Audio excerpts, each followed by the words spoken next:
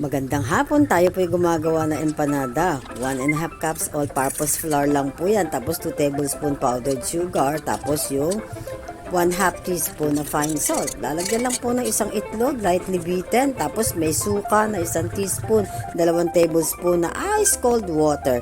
At yung 4 tablespoon po ng kahit anong klase ng mantika. Pwede po ng olive oil. Pero olive oil po ginagamit ko. Canola oil, kahit na ano, corn oil. 4 tablespoon unsalted butter.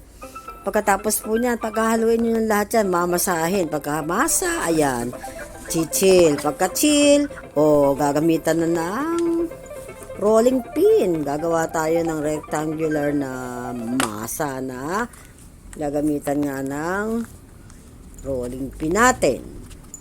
Ayan. Matapos yan, irorolyo natin. Ayan na. Tapos hatiin natin hanggang sa 12. Pwede rin 13 kung pwede. Depende sa laki. At tapos yan, lalagay mo na yung filling na ginawa mo.